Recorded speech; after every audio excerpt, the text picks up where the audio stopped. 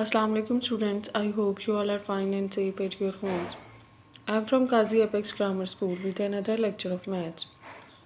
Students, before going to start our today's lecture, let me give a brief recap of the last lecture so that we can connect to our main lecture.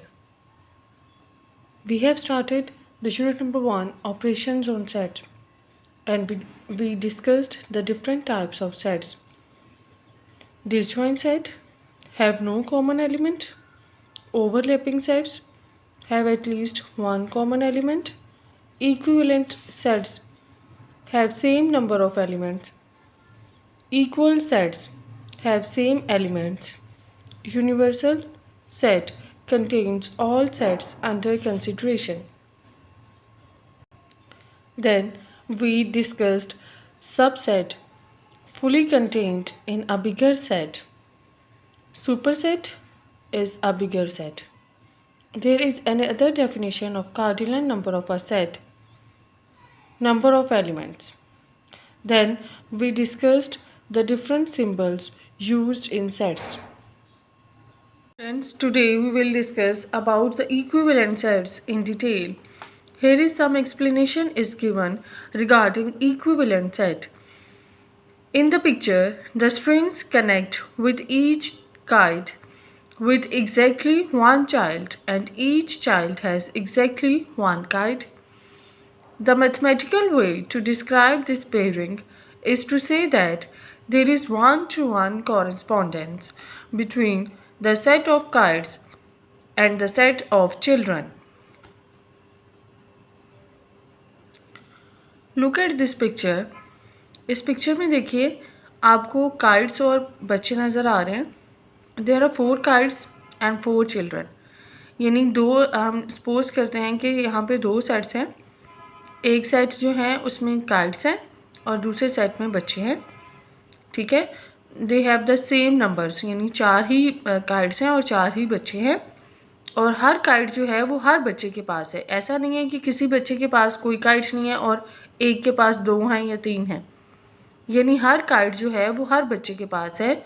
इसका मतलब क्या हुआ कि kites वाले set का हर element जो है वो बच्चों वाले सेट के हर एलिमेंट के साथ ताल्लुक़ रखता है, मुताबिकत रखता है. So we can say that when each member of a set matches one and only one member of the other set, there is one-to-one correspondence between the two sets. यानी जब एक मेंबर का ईच एंड एवरी मेंबर जो है वो दूसरे set के each and every member के साथ ताल्लुक़ रखता है तो हम उसको कहते हैं कि ये 1-to-1 कॉरेस्पॉन्डेंस कंडीशन में है. Sets that can be paired in a 1-to-1 correspondence are called equivalent sets. Here is another example to understand the concept of equivalent sets. As you know, equivalent sets have same number of elements. So there are 2 sets, A having elements 1, 2, 3 and set B having elements 7, 14 and 21.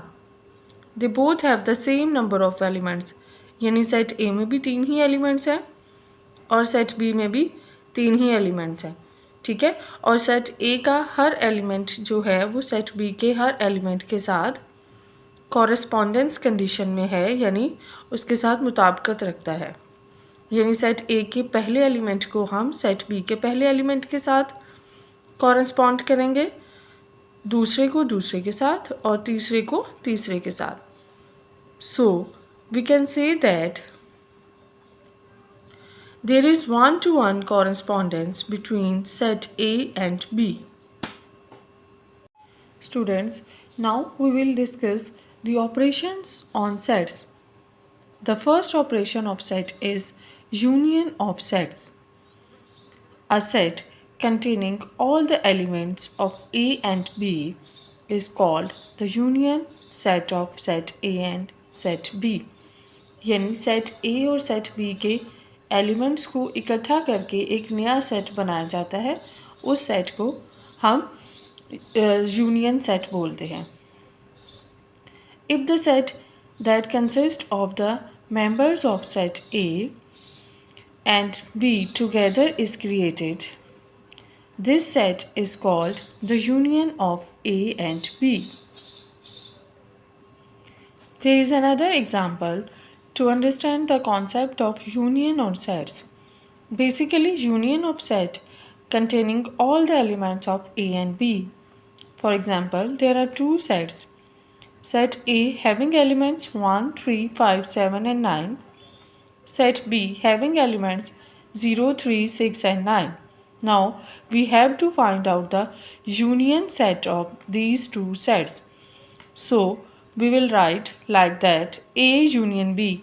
It's not U, it is the symbol to write union. ये union को लिखने का symbol है.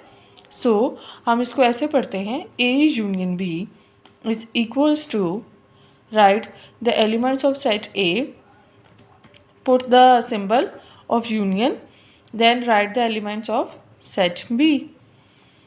अब हमने इनको जो है कंबाइन करके एक सेट बनाना है. That will be the final set of union. So हम इनको तरतीब के साथ यानी असेंडिंग ऑर्डर में इन दोनों के एलिमेंट्स को मिला के लिखेंगे एक ही सेट में. सो सबसे छोटा जो नंबर है that is 0. We will start from 0, then 1, 3, 5, 7, 9. ठीक है, असेंडिंग ऑर्डर में हम सीक्वेंस के साथ इन सारे एलिमेंट्स को लिख देंगे. एक और चीज़ जो मेन इम्पॉर्टेंट है इसमें वो आपको ये बतानी है कि जब भी हम किसी भी सेट का यूनियन फाइंड आउट करते हैं तो उसमें दोनों सेट्स में जो एलिमेंट्स रिपीट हो रहे होते हैं, लाइक 3 जो है वो दोनों में रिपीट हो रहा है, 9 जो है वो दोनों में रिपीट हो रहा है. ठीक है, तो जब हम यूनियन बनाएंगे तो हम उस एलिमेंट को एक ही दफ़ा लिखेंगे. There is no repetition in sets. किसी भी किस्म का जब हम सेट लिखते हैं तो उसमें सेम एलिमेंट्स की रेपिटेशन नहीं होती है, उनको हम एक ही दफ़ा लिखते हैं. सो 1, 3 और 9 जो है, 1 नहीं 3 एंड 9 जो है वो सेम है दोनों में. ठीक है, तो इनको हम एक दफ़ा लिखेंगे, दो दफ़ा नहीं लिखेंगे. और इसको हम लिखेंगे भी असेंडिंग ऑर्डर में, यानी छोटे से बड़े की तरफ जाएंगे. So this is the set of A union B. Here are some important notes. Equal sets, same elements. Equivalent sets, same number of elements. यानी ये हम ऑलरेडी पढ़ चुके हैं. इक्वल सेट और इक्विवेलेंट सेट का डिफरेंस बताया गया है. इक्वल सेट के एलिमेंट्स जो हैं वो सेम होते हैं, बट इक्विवेलेंट सेट के एलिमेंट्स की तादाद सेम होती है. There is another note. An element that is common to both set is written once in the union set, not twice. ये जो मैंने अभी आपको एग्जांपल की एक्सप्लेनेशन में बताया कि ऐसे एलिमेंट जो दोनों सेट्स में मौजूद होते हैं यानी दोनों में कॉमन होते हैं, लेकिन जब हम यूनियन बनाते हैं उन दोनों सेट्स का तो उसमें हम उन एलिमेंट्स को एक दफ़ा लिखते हैं, बार बार नहीं लिखते. Keep it in mind. Students, now we will discuss another operation on set, that is intersection of sets. A set containing the common elements of A and B is called the intersection set of set A and B, set B. If a set that consists of the members belonging both A and B is created, this set is called the intersection of A and B. जब हमने union of set find out किया तो उसमें हमने क्या किया कि हम A और B के दोनों के एलिमेंट्स को कंबाइन करके एक नया सेट बना देते थे. वो होता था हमारा यूनियन ऑफ सेट. अब ये है इंटरसेक्शन ऑफ सेट. इसमें हमने सिर्फ वो एलिमेंट्स सिलेक्ट करने हैं जो कि कॉमन होंगे दोनों में. वो हमारा आंसर होगा जिसको हम डिक्लेयर करेंगे this is the intersection of those sets. Here are some examples to understand the concept of intersection of the sets. As you know, intersection of set containing the common elements of those sets. There are two sets, set A having element 1, 3, 5, 7, 9 and set B having element 0, 3, 6, 9. अब आपने इन दोनों sets में देखना है कि दोनों में कौन से एलिमेंट्स जो हैं वो कॉमन हैं, यानी ऐसे एलिमेंट्स जो सेट ए में भी हैं और सेट बी में भी हैं. So look at here 3, is common and 9 is common. देखिए 1 इसमें है बट इसमें नहीं है, 0 इसमें है बट इसमें नहीं है। So, वो एलिमेंट्स जो दोनों में मौजूद होंगे उनको हम कॉमन एलिमेंट्स कहते हैं। ठीक है, इसको हम इस तरह से फाइंड आउट करेंगे। A intersection B, this sign is used to represent intersection. We will write the set A, then put the symbol of intersection, then we will write the set B, then we will find the common elements of these two sets. They are 3 and 9, so we will write A intersection B is equals to 3 and 9. Okay, the next example is set A having elements 1 3 5 7 9 and set B having elements 2 4 6 and 8. Now we have to find out the intersection of these two sets. Now look at over here. इन दोनों sets में देखें common element कौन सा है। So there is no common element in these two sets. So what will be your intersection? Your intersection will be empty set or null set. We will write like that or with this sign. This sign is also known as 5.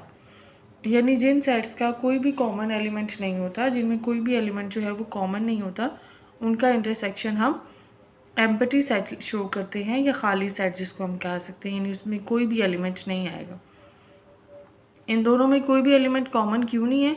क्योंकि देखिए इन दोनों में different elements हैं और ये जो है set ए में ऑड नंबर्स हैं। ऑड नंबर्स वो होते हैं जो कि 2 पे डिवाइड नहीं होते, और सेट बी में जो हैं वो इवन नंबर्स हैं, वो नंबर्स जो कि 2 में डिवाइड होते हैं। So both have the different elements, so there is no common elements between these two sets, so our intersection will be empty set. There is another definition of disjoint sets. Non-empty sets that have no members in common are called disjoint sets. यानी ऐसे sets जो कि ख़ाली ना हो, यानी उनके अंदर एलिमेंट्स या मेंबर्स मौजूद होते हैं लेकिन उनका कोई भी एलिमेंट जो है वो कॉमन ना हो, यानी एक जैसा ना हो, ऐसे सेट्स को डिसजॉइंट सेट्स बोला जाता है। इसकी डेफिनेशन हम ऑलरेडी भी पढ़ चुके हैं, तो आप या वो डेफिनेशन याद कर लें या ये याद कर लें, both have the same meanings. There is another definition of difference of sets. Difference in mathematics, difference shows the subtraction. The difference set of any two sets A and B is the set of the elements of set A which are not in set B. यानी जब हमने दो sets का difference find out करना होता है तो फिर हम अनकॉमन एलिमेंट्स को लेते हैं, यानी जब हम A और B को आपस में से माइनस करेंगे, उनका डिफरेंस लेंगे, तो हम वो एलिमेंट्स हमारे आंसर आएंगे जो ए में है लेकिन बी में मौजूद नहीं है। There is an example to understand the concept of different sets. Here are two sets, set A having elements 0 1 2 and 3, set B having elements 2 and 3, and now we have to find out the difference of set A and B. सो पहले set ए है तो हम पहले set ए के elements लिखेंगे, then we will put the sign of minus, then we will write the element of set B. अब हमने इनका फाइनल आंसर फाइंड आउट करना है, तो वो क्या होगा? अब ये देखिए 2 और 3 ये ऐसे एलिमेंट्स हैं जो दोनों सेट्स में कॉमन हैं। ठीक है, अभी हमने उसकी डेफिनेशन में पढ़ा कि हमने वो एलिमेंट्स लेने हैं जो ए में हैं बट बी में नहीं है। सो विच आर दोज? 0 and 1, यानी 0 and 1 ऐसे एलिमेंट्स हैं जो ए में तो हैं बट बी में नहीं है। So the difference of A and B is 0 and 1। अगर हम b माइनस ए करेंगे तो हम फिर इसी डेफिनेशन को इस तरह से करेंगे कि वो एलिमेंट्स हमारा आंसर होंगे जो b में हैं बट a में नहीं है। The difference set a is expressed as a minus b or A/B, and it is stated as A difference B.